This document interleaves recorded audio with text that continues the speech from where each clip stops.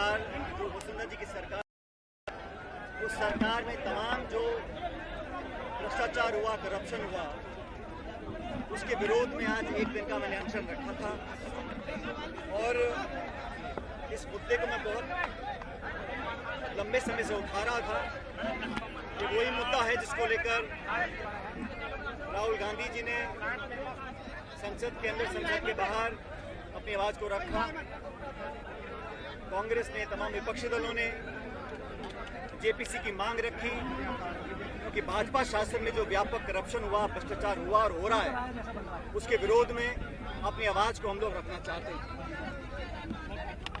वसुंधरा जी के कार्यकाल में जब हम लोग कांग्रेस में विपक्ष में थे, तो हम सब लोगों ने बहुत सारे स्कैंडल के मामलों को उजागर किया था, प्रमाण के सहित। और हम लोगों ने जनता से ये वादा किया था कि जब सरकार में हम लोग आएंगे, तब वसुंधरा जी और भाजपा के शासन तमाम जो गड़बड़ घोटाले हुए, जिसका विवरण मैं बहुत पहले दे चुका हूं।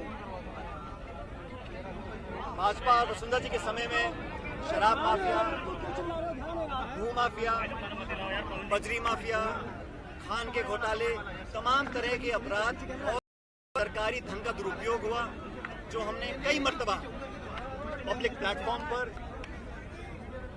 आश्वासित किया था कि हम उसके खिलाफ प्रभावशाली कार्रवाई करेंगे।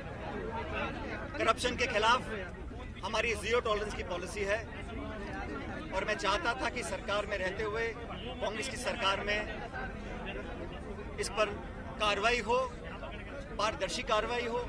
हम कभी भी प्रतिशोध की भावना से काम नहीं करना चाहते, लेकिन जो स्थापित भ्रष्टाचार हुआ था, उस पर हमने अभी तक कार्रवाई नहीं करी। इसको लेकर 1 साल से ज्यादा पहले मैंने प्रदेश की सरकार और आदरणीय मुख्यमंत्री जी को लिखित में कहा था कि उन्होंने और हमने सबने मिलकर वसुंधरा जी के ऊपर तमाम बहुत सारे आरोप गढ़े थे। अब जब चुनाव में 6-7 महीने रह गए हैं, जनता के बीच दोबारा हमको जाना है, इसलिए मैं चाहता था कि इस पर हम कार्रवाई करें। पत्र लिखने के बाद, 2-2 बार याद दिलाने के बाद भी जब कार्रवाई नहीं हुई, तो मैंने कई पत्र लिखे मुख्यमंत्री जी को। आमतौर पर जवाब आ जाता था, लेकिन इन 2 पत्रों का जवाब नहीं आया। तो मैंने आज इसलिए अनशन रखा कि वसुंधरा जी के कार्यकाल में जो तमाम गड़बड़ घोटाले हुए, जिन घोटालों को, भ्रष्टाचार को उजागर करने के लिए हम लोग सड़कों पर उतरे, जेलों में गए, हमने आंदोलन किए, उनको उजागर करने के लिए हम लोगों ने एक प्रतिबद्धता स्थापित करी थी। और अब जब हम सरकार में हैं और 4 साल से ज़्यादा का समय बीत गया, मैं उम्मीद करता था अब तक कार्रवाई होगी, लेकिन कार्रवाई हुई नहीं। इसलिए आज मैंने उस सरकार के करप्शन जो मामले थे, उन पर कार्रवाई हो, इसको लेकर आज अनशन रखा है। और मैं उम्मीद करता हूं कि कार्रवाई होगी। जहां तक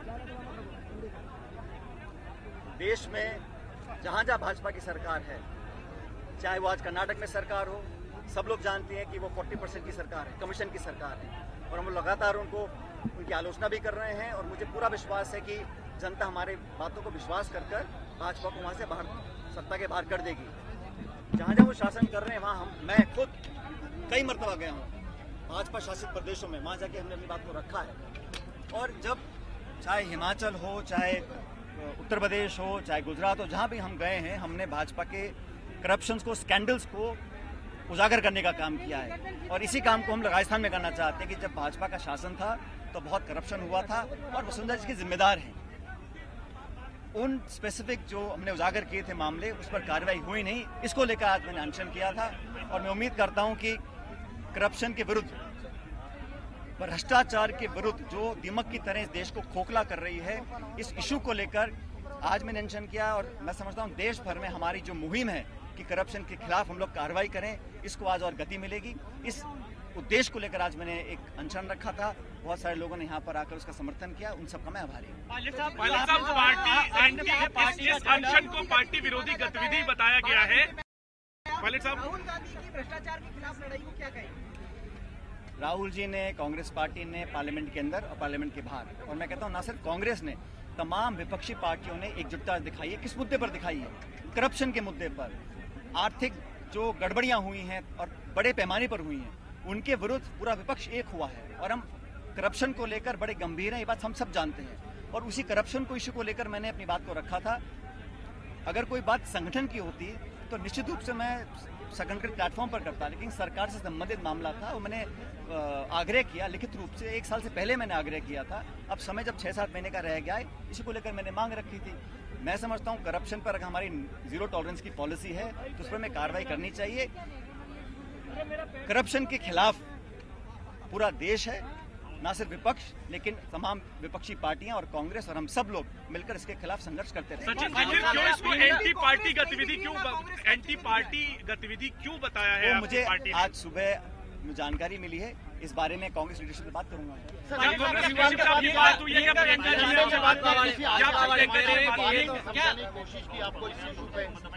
ऐसा है, पिछले 20-22 सालों से जब भी मुझे दायित्व दिया गया है, पार्टी की जिम्मेदारियां दी गई हैं और हमारा मुख्य प्रमुख जो विपक्षी दल है वो भाजपा है, खासकर इस उत्तर भारत में और राजस्थान के अंदर हर मोर्चे पर जब मैं प्रदेश का अध्यक्ष था तब हमने भाजपा को घेरने का पूरा काम किया।